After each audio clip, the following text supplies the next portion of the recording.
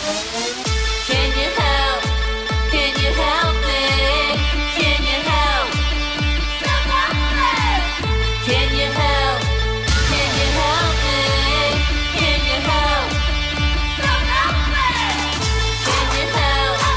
Can you help me? Can you help? Self-Helpless! Hey, everybody, welcome back to another episode of Self-Helpless. I'm Kelsey Cook, I'm Delaney Fisher. and today we're going to be doing a review of a documentary that came out recently on Netflix that a lot of people have been loving and talking about. It's the Stutz documentary, Stutz, and we just really loved it. Delaney, do you want to tell people a Yeah, little bit about it? sure. Yeah. So if you haven't watched it yet, it's just about Jonah Hill and his psychiatrist Phil Stutz, and it's a lot about Phil's like visual model of therapy, what he's developed over the decades of his work as a psychiatrist. But it gets really personal on both ends. Jonah Hill reveals a lot of information about himself, and Phil Stutz also reveals a lot of information about himself. Right. And it's just, I don't know, it captured me right away. I don't know how you feel about it, Mhm. Kels, but like I was really hooked early on, especially because there's a pretty big reveal early on in the documentary that I was like, Yes. okay, I'm finishing this entire thing. Me So too. Yeah, yeah. and I loved if you're a visual learner, I think this is something that's going to be super helpful for you. I think sometimes for people, myself included, that certain self-help books can feel a little like easy to nod off as you're reading them. Yes, a lot of Right. like It dense can be pretty dense, info. can sometimes feel like you're reading the same sort of thing over and over. And I loved this documentary because it's combining Phil Stutz explaining his therapy tools with these visuals, and they're also very simple I visuals. It's like love these them. cute like stick figures and things where, but it stays in my mind. Like I can close my eyes Yes. and even picture what his drawings were, and I think there's something about it that really does get through to people. I love it. It's just so incredibly authentic. The fact that he will draw these up for his clients and then give the Yes. drawing to the client to carry around or keep at their desk or whatever. I just love that. I just love when anybody is just being completely themselves and doing something differently in their work. And yeah, it just really spoke to me. And I thought it was really just inspiring to see how they created this documentary too. And they documented a lot of different things, not knowing what the fuck it was going to turn out to be. And I love that. Me too. And I've mentioned a long time ago that one of the therapists that I saw when I was living in Seattle was an art therapist who I had never seen somebody like that before. I'd never tried that technique, but the sessions always involved us doing some form of art to work out whatever I was going through.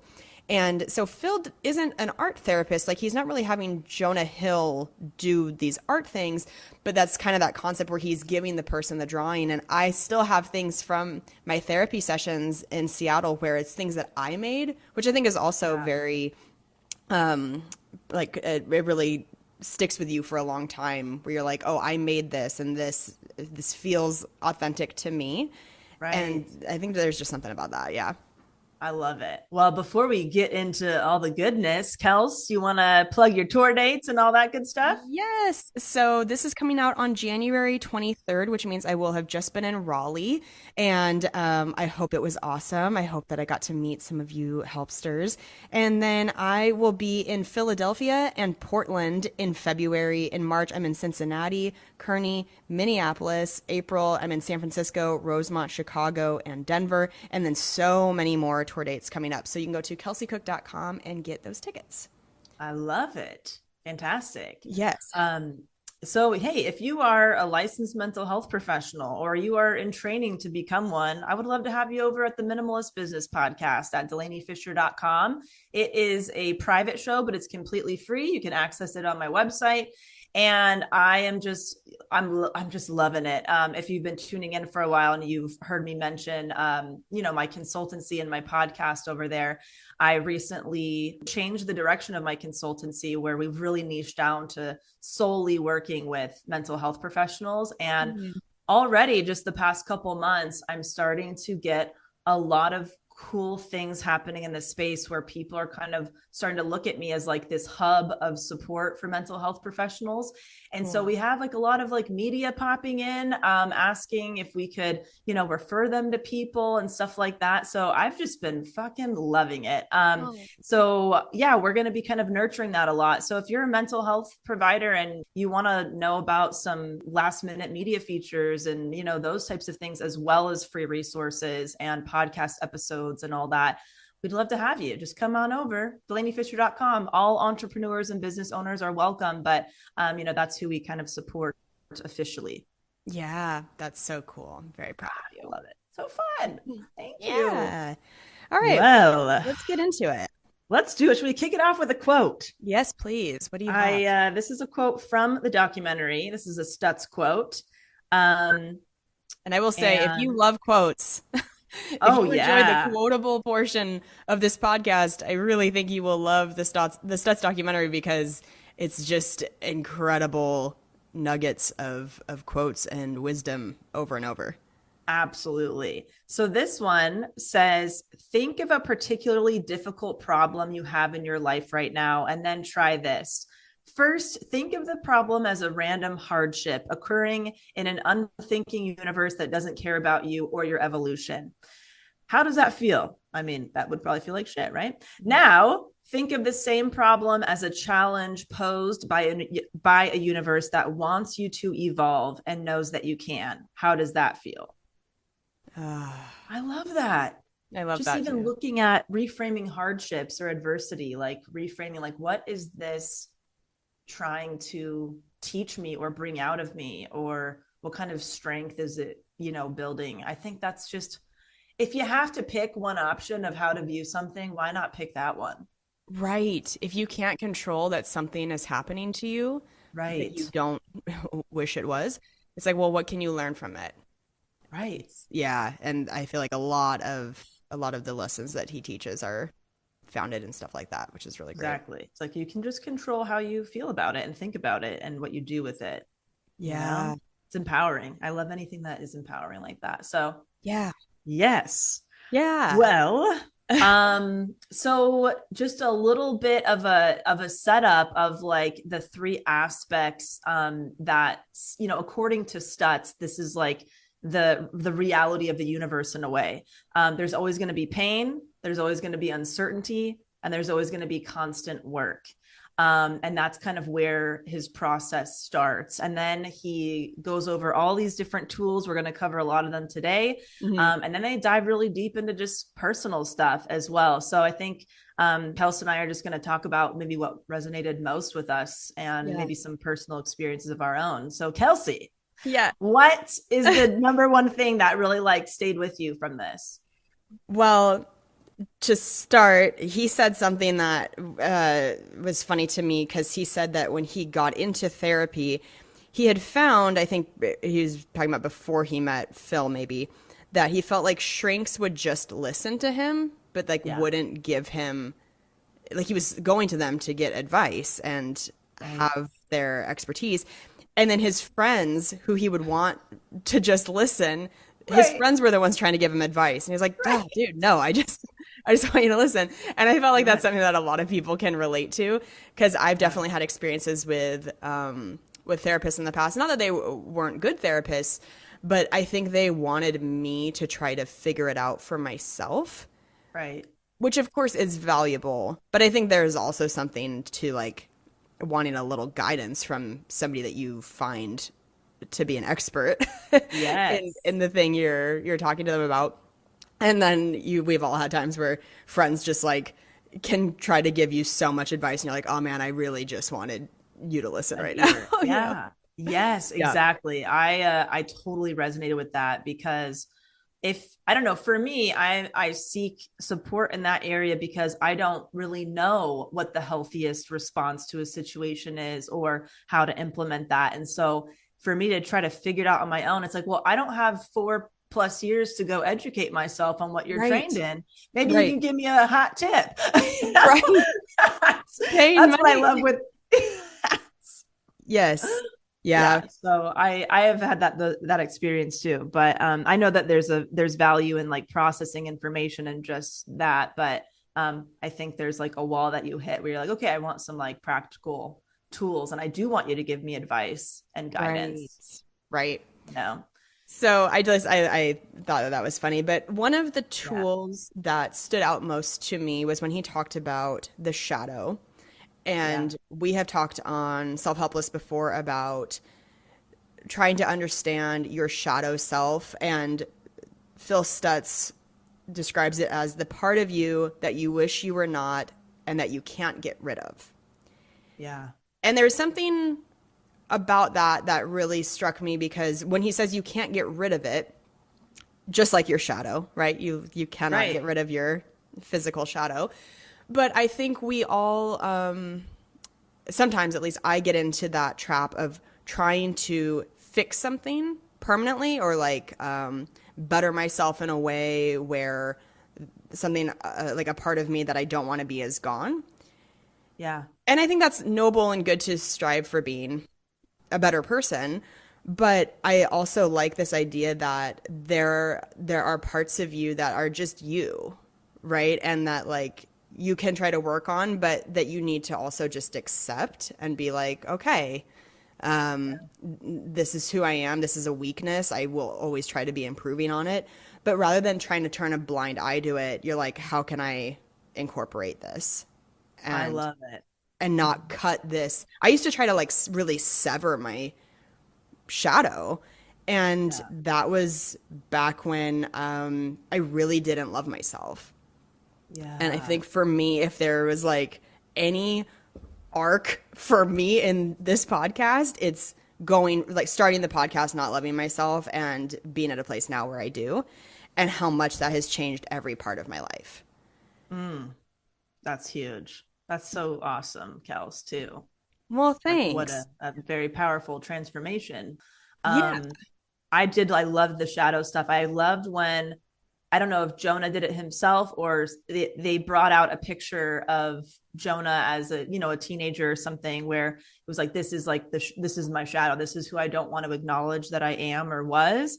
And, it's just at his most insecure point of his life. Yeah. He doesn't like how he looks. He didn't like how he felt. And he talked about it. And we saw the photo on the documentary. And I was like, oh my God, I resonate that with so much. I actually, in school, when you would get like your photos back from picture day or whatever, I remember there was a few years in particular where I would get the pictures and I would tear them up and throw them out right away so my parents wouldn't have a chance to keep them because I hated how I looked. And I was like, I never want to have evidence of this at all. And Oh, there was one time I think that they got, I wasn't able to do that. I don't know if they got sent to my house or somebody else dropped them off. I can't remember. And my mom, I saw that my mom had them and I was like, can we please throw those out? I don't want those. This is me as like a young teen, yeah. or even preteen. And she says, I understand how you're feeling. Can I just keep one? And it can be a small one, but just for me. And you might not always feel this way about these Mhm. photos. And Yeah. so she let me throw the majority of them away, but she did keep one. And I'm Yeah. so glad that she did keep one because now I can look at that and say, that was really hard to go through. And then, but I so appreciate that I went through it now. But I didn't feel that way at the time. I just had I had my skin was like every pore on my face was a pimple. I had really, really like Yeah. cystic acne and stuff. And I was always greasy and awkward. And I just had like, a lot of bushy eyebrows. I was always like half sunburnt. I had braces and like all the things that could go like make you feel uncomfortable were on my face. Oh, And so now I look at that and I'm like, yeah, I'm glad that made me who I am, even though right. it sucked at the time and you couldn't pay me enough to go through it again or go back in time and experience it again. But yeah, that struck a chord with me big time. That visual of the photo, because I'm like, oh yeah, that takes me back big time. Yes, and kudos to Jonah Hill for being vulnerable because Yes. it is that idea that vulnerability can be contagious because it does make you go, oh, okay, somebody else felt like this. Look at him putting himself out there in this way. And God, I mean, was there anything worse than school picture day for people's confidence growing up. Like, I also remember absolutely tearing myself to shreds. And because you'd get 8x10s, I mean, they were so big. We don't Oh, I get know. 8x10s of just our face anymore for any reason.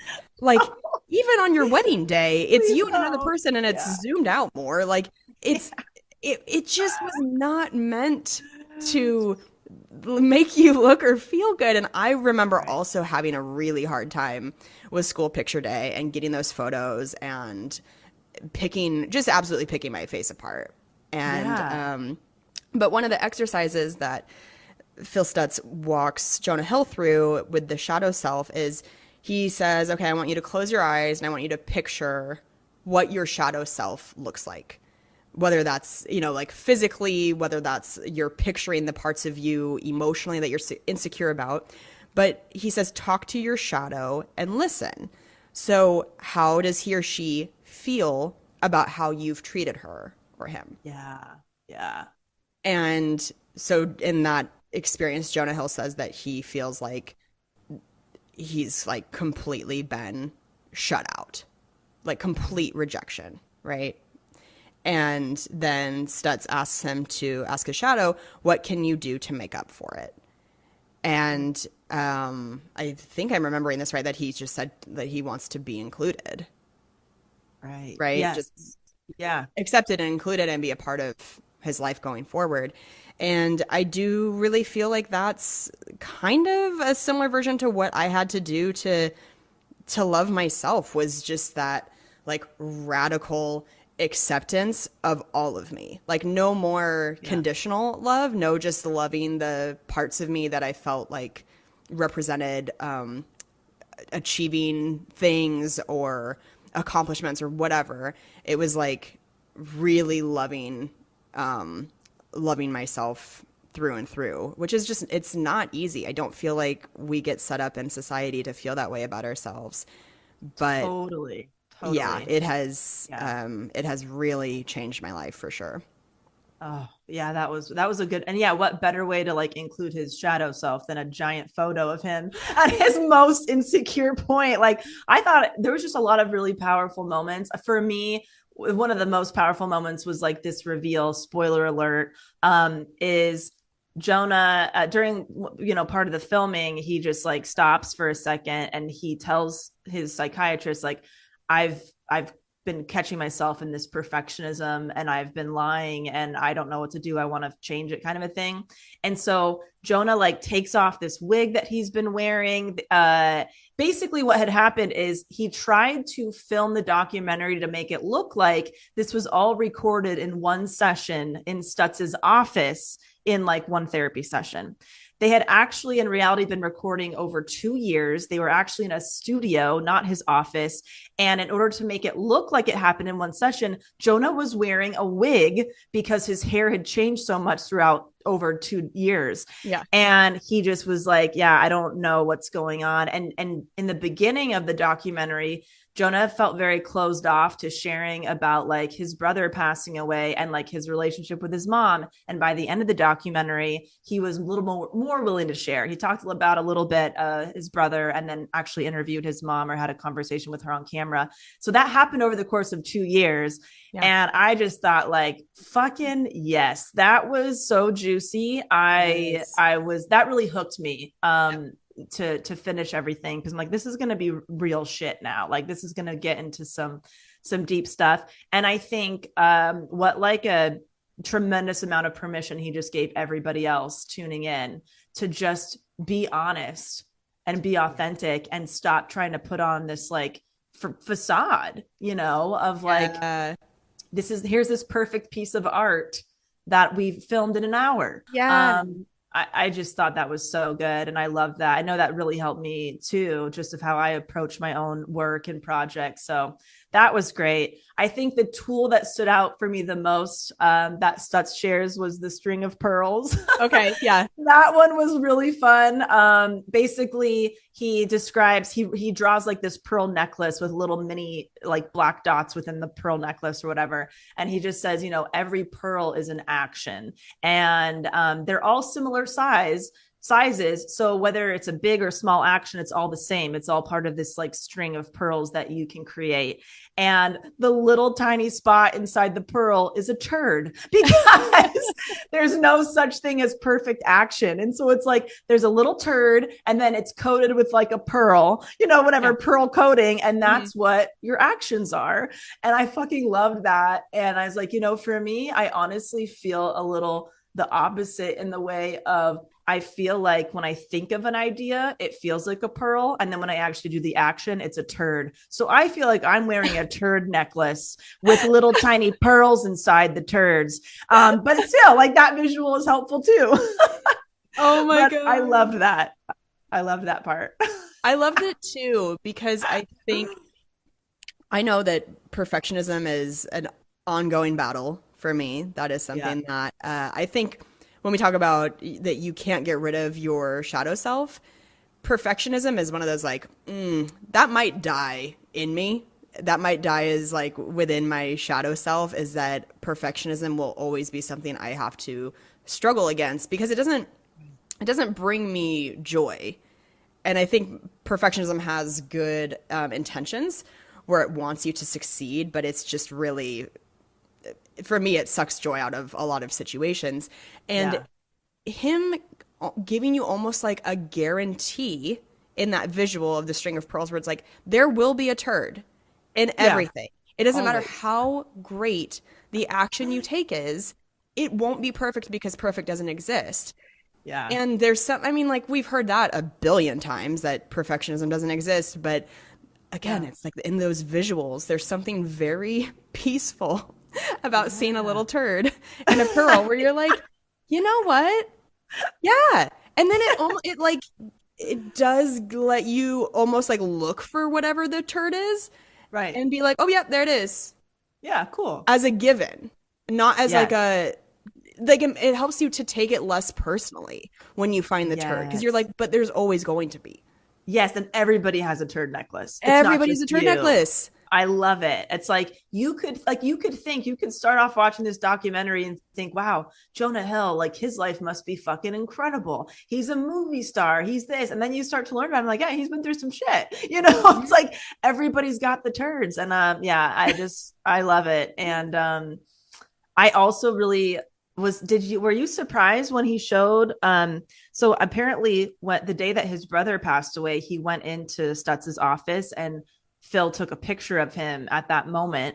And they were talking about the photo for a while before they showed the picture. Were you surprised by the expression on his face? Yes. And what it was? Yes. I was so surprised by that. I was too. I was thinking, oh my God, he's about to show us this picture of him like in the fetal position, bawling his eyes out. I was like, oh God, this is going to be really hard. And then he showed this picture and there was just like a kind of more like a peaceful acceptance on his face.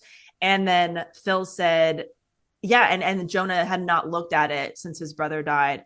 And he was like, yeah, I'm surprised by how I look, I think, in that. And Phil just said, well, it's a picture of somebody who's been through hell and back and survived. And I was like, oh, something like that. I was like, wow, that's an interesting thought to document yourself in a moment like that after hearing that, like, somebody that you love has just passed away. Like, what do you actually look like? I thought that was interesting. Yes, he said that Jonah was like, I'm surprised at how serene I look. Yes. And so when he flipped the picture over, I was like, wow, that's the word I would have had come to mind first as well, is he looks serene. It's this like weird piece of maybe your worst fear has happened and you survived it. Right. And Taylor, has done that on Instagram where she's posted those, like the series of photos of herself after a panic attack. Oh, right. Where it's kind of like documenting for herself, hey, you survived a panic attack, so that when you're having one, she would then go look at those pictures and know that she was going to get through it. Oh, interesting. Yeah. So I think there's absolutely something to documenting a very dark time to be able to look back and be like, remember that and look at where I am now. Absolutely. Absolutely. I really appreciated that part and him showing us that. I also really liked the idea of your life force. Did you like that part too, Kels? Like, Yes. um, it's such a simple concept of just, when you're feeling, if you're feeling stuck or depressed or whatever, if you just go inward and you focus on your life force. And Stutz explains this in kind of like a pyramid in a way where it's like, kind of at the bottom end of the pyramid is just, simply taking care of your body, then taking care of like the relationships you have, and then taking care of the relationship you have with yourself, all those different things. And once you start doing that and kind of reconnecting with your life force, things kind of start falling into place, or you start kind of seeing things differently. And I think that's just a simple tip of, if you're ever feeling in a weird spot or transitional Yeah. spot and you don't know what to do, that's like the something or the action that that you can take and that will be a good thing. Even if you're like, I don't know what job to do, I don't know what partner to have, I don't know what this, if you go inward. So I really like that advice too, is like nurturing your life force Yes. as Yeah. well. That's such Yeah. a good one. That was a really great one. I also really loved the grateful flow and the Yeah. gratitude. And when you are stuck in a place where you've kind of got that black cloud over you, you're ruminating on something, you're catastrophizing, and you're having a hard time breaking out of that headspace. This is something I loved about him. He takes certain things that I think we've all heard before, but Yeah. it's like he remixes them and makes them so much more effective. So we've all heard of Yeah. making gratitude lists, whether you're Right. physically writing them down or you're just sitting there trying to think of things you're grateful for to break you out of it. But what he talks about is, okay, so when you're feeling that way, of feeling dark, sit down, think of three or four. He just says, think of three or four things that you are grateful for.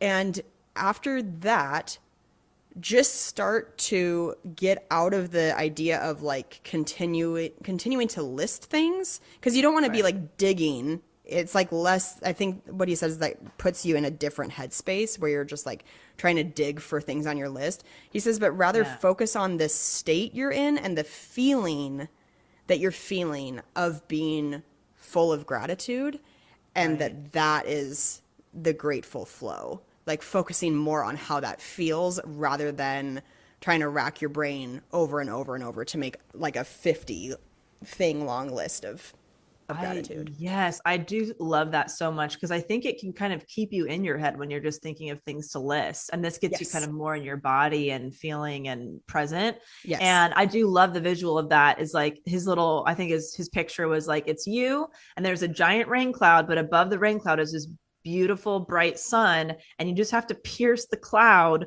with that ray of sunshine to kind of Yes. like remember, that it's there. But yeah, that was really good too. Yeah. I liked that approach to gratitude a lot. Same. Yeah. Yes. What's another thing that you really liked? I think that he talked about the maze, that part of yourself that really just keeps you stuck. And Oh, it's his visual is just like a circle that keeps going into a circle. It goes nowhere. And that's the stuff that keeps you, it keeps you stuck in the past when you're always focusing on past resentment, past anger, hurt, all those things. You can't move forward. You just keep going in a circle. And I thought that was really a simple but very effective visual too, of like, are you in the maze or are you kind of moving forward? Are you like in the radical kind of acceptance mode, and what is like the next action that you want to take? yes, the visual of that was so effective because he shows the maze as almost a subcategory of life where it's like Yeah. time doesn't stop in the maze. Whatever time you spend in the maze is time you don't get back. So you Yes. choose how long you want to stay there and feel stuck there, but you won't get that time back, and everything else in life is moving forward. So it's up to you Right. when you want to join back in with that forward movement of life. And gosh, I thought that was super powerful. And I have definitely been stuck in mazes for sure in my mind, and definitely wish I could get that time back. Yeah, I think, is that when he brought up like the concept of active love, is like, do you want to be Yes. right, or do you want to create something new? Do you want to be right about the people or things that wronged you and stay in that maze? Or do you want to do something different? Yes. Like, do you want to actually choose a different thought or path now? Yes. Do you want But to wait for an apology that you might never get? yes, Are you going to let yes, something that's out of your control keep you from moving forward in your life? It's like yes. brutal. Yeah. How did you feel about the loss processing visualization that he talked about too, where it's like if you're having a hard time processing a loss or you're scared to lose something, the visual was like picture that you are hanging from a tree branch Yeah. and you let go of the tree branch and you fall, and then you fall and you basically like hit the surface of the sun, and that's where you land. All you can do is just give and like emit energy, and that's it. Like, you've lost the thing, now what? I thought that was cool too. It's like, okay, let's pretend that you do lose all the things that you're scared to lose, now what? I know for me that really helps. Like, I know a lot of people do not like thinking about worst case scenarios with everything, but I have to. Yeah. Like, that just helps my anxiety so much. So I think about worst case scenario with literally everything. And and then I tell myself, okay, well, what would I do if that happened? And I have plans. Like, I have a game plan. If that happens, I know where I'd move to, I know what I would do. And that just gives me like a little bit of peace in the like worst possible situation. So I Yeah. don't keep ruminating over it. I'm like, oh, I've already talked about that and I already have a plan for that. Yeah. It it's funny because that was a part that I felt some resistance to watching it, just because I think for me it's like the idea of loss is really present with me all the time. Yeah. When I talk on the show about the member of my family who has the terminal health condition, loss has become like a really something that's on the forefront of my mind all the time. Yeah. So I had a hard time looking at that visual where it's like, okay, imagine truly like you go through that loss and what that would be like to just also like you be gone, right? That's what the Right. visual is essentially, is like you just become sunlight. Right. And how did you feel about him saying that we need to think of something after death? That like that is the key to kind of almost feeling less afraid, is some idea of rebirth, and that's like as close as we can get to God. Well, you know what? I remember from one of our long time ago, we had somebody on the episode. I think we were talking about death. We remember that death doula on. Yeah. She was Hmm. so good. She was so good. And I talked to her about like my fear of death was constant. It's like a Yeah. daily thing that I'm always thinking about. Right. And she said, well, do you know what you believe in? Because that's the problem. Like, that's the problem, is you probably haven't landed on what you believe in. And that will probably provide you with some comfort. And I was like, fuck, you're right. I don't really know what I believe Yeah. in. I'm just kind of floating around. So I do feel like solidifying that a little bit more for myself has helped with that fear and anxiety. But Yeah. it's not like I actually know. It's just what my best educated guess is that I feel feels right for me. So I understand that concept of maybe spending a little time on what you feel about that, Yeah. you know.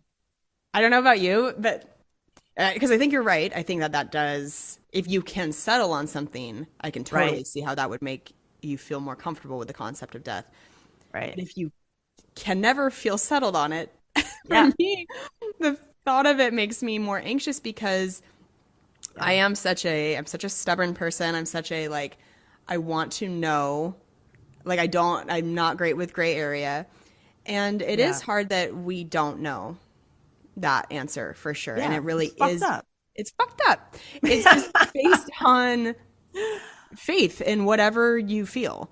Right. And I haven't landed on something, and I Yeah. haven't, I think, really had to until everything with this family member.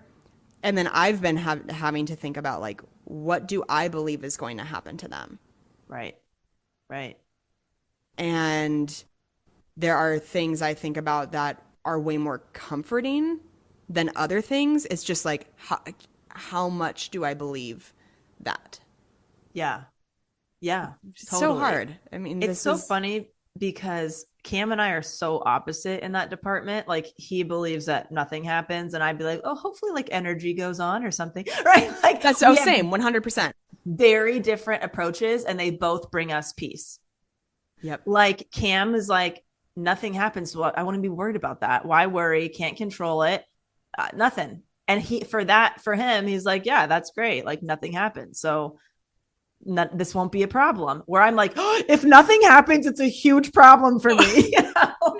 I'm like, I need to believe that something goes on, because for me, if I felt like there's nothing, then I don't know what the fuck I'm doing here or what any of this means or why even try and show up. And for him, it's the opposite. It's like, well, live it up because there's probably nothing. So it's very interesting how it's got to be so personal to you.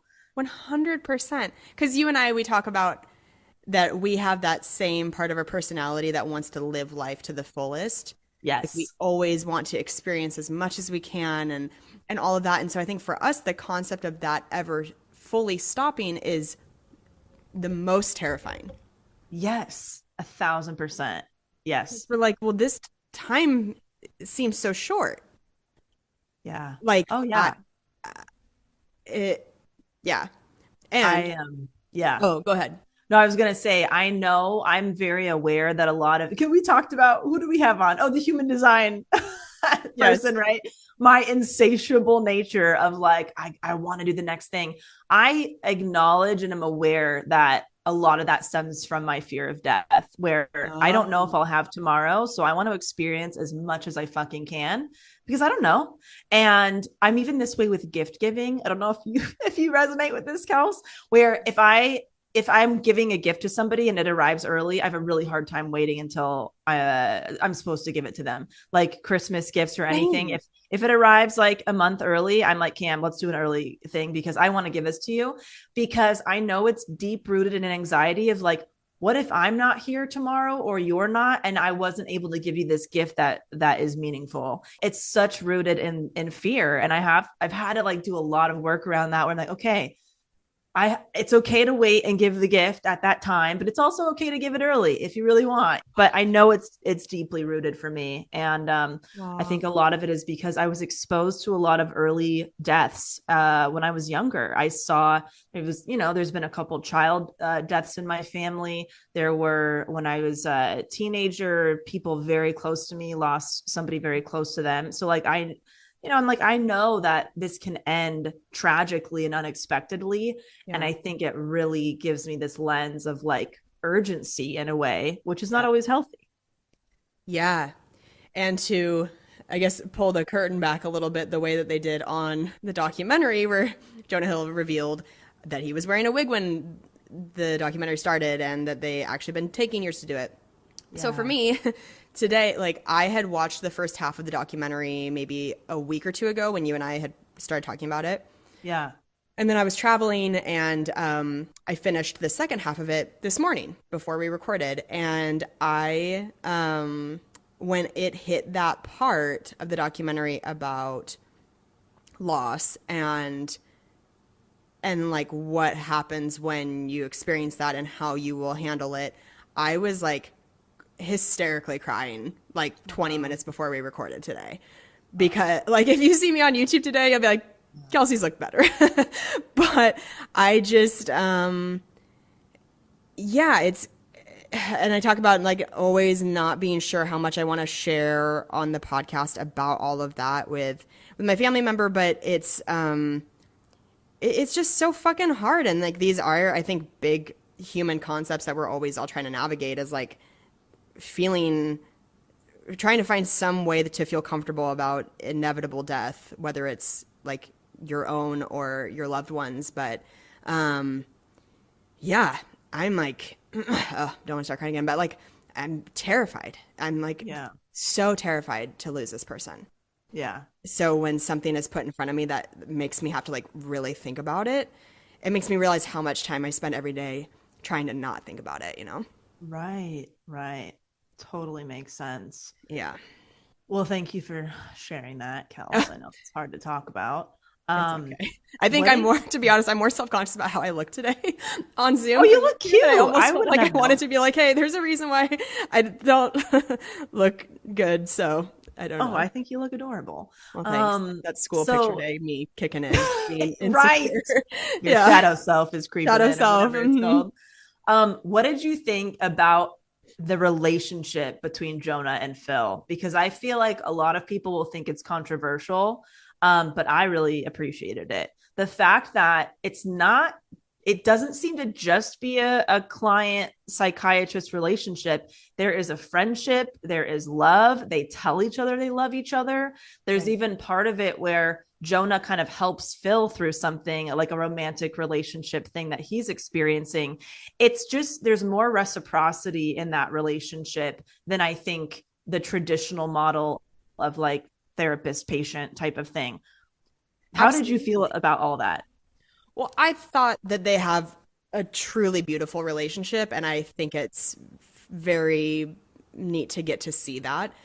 I do think it makes it a little like, how would other people navigate that? Because we're all told that there's a very specific boundary with a Mm-hmm. client and therapist relationship where, like, I mean, you don't traditionally say that you love your therapist to Right. them and vice Right. versa. Right. But yeah, I don't know. I don't know. It was It seems to interesting. work very well for them.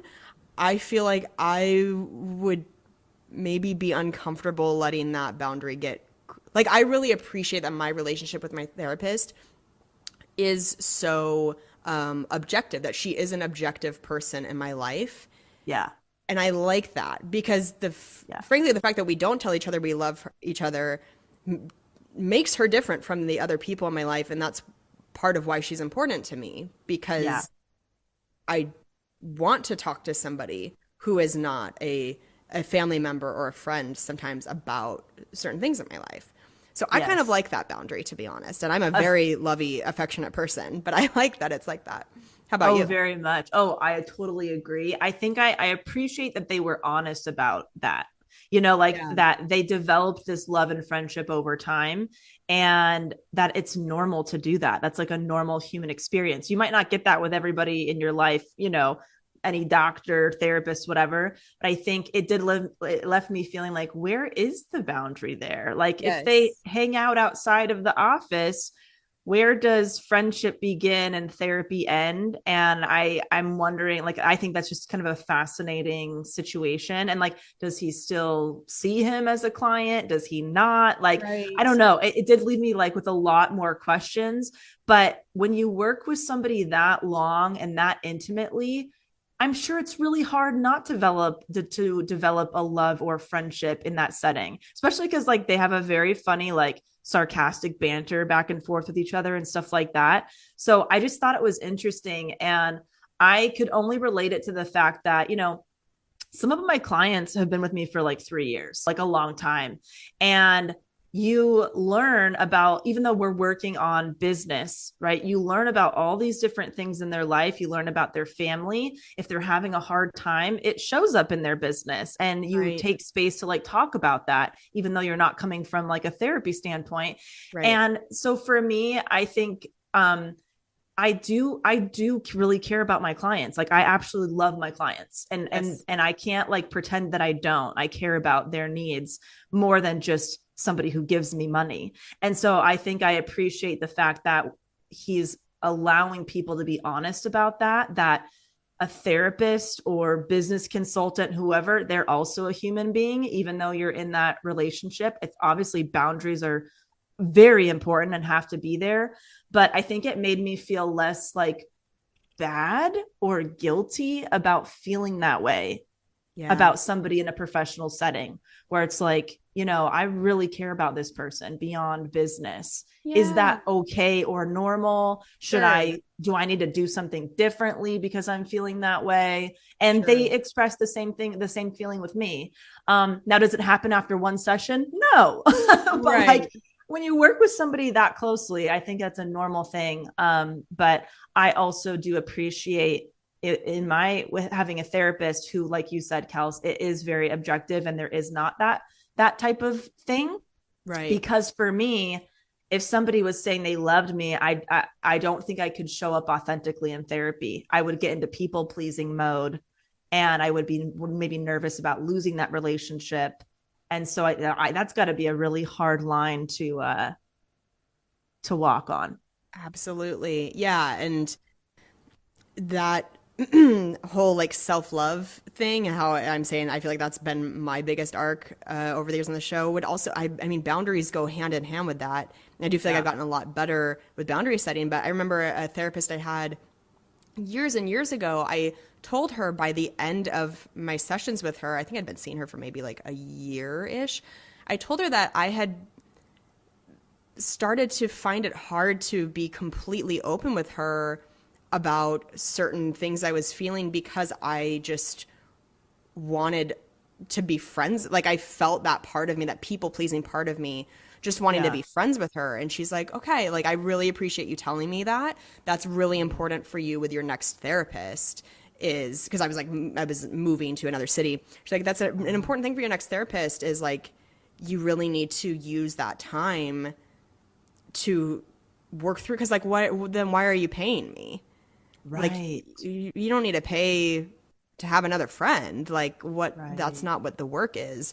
And so I have found that since then, any therapist I've had, the relationship has been so like so great and so professional. And I don't even feel like I could authentically say that I love them because I don't know them personally.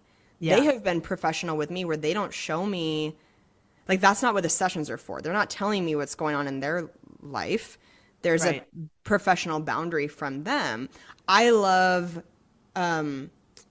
who they are for like how they've showed up in my life. I love the help that they've given me and the tools they've given me, but I feel like Yeah. love is when you really know somebody in and out and love who they are. But Yeah. I don't think I could say that authentically about my therapist Yeah. because I don't know them like that.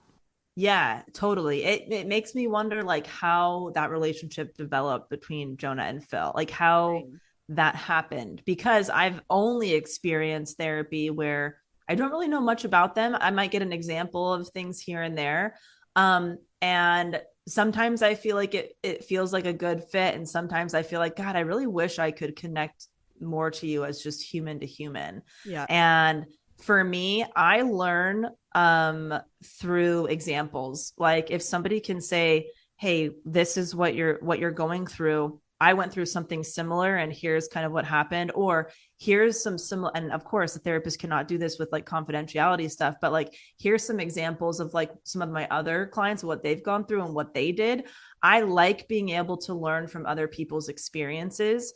So when I'm just having to deal with my own, it feels like I'm by myself in a void. And I really appreciate like if somebody could give me like, on a silver platter, here's like 10 different scenarios and options and results of what happened.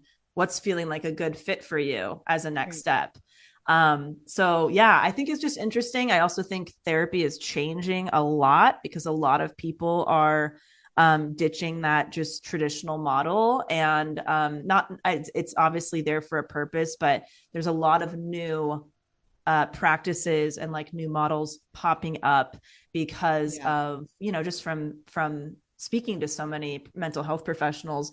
They feel like they hit a wall at some point with people where Mm. they get stuck in processing mode and they're not allowed to pull them forward because of the restrictions in place. Oh, And so they interesting. feel very limited and restricted in what they're doing sometimes. And so for them to be able to kind of express themselves more creatively and actually do the work that they feel is really effective, they have to kind of shift things up. They can't always do it by the book.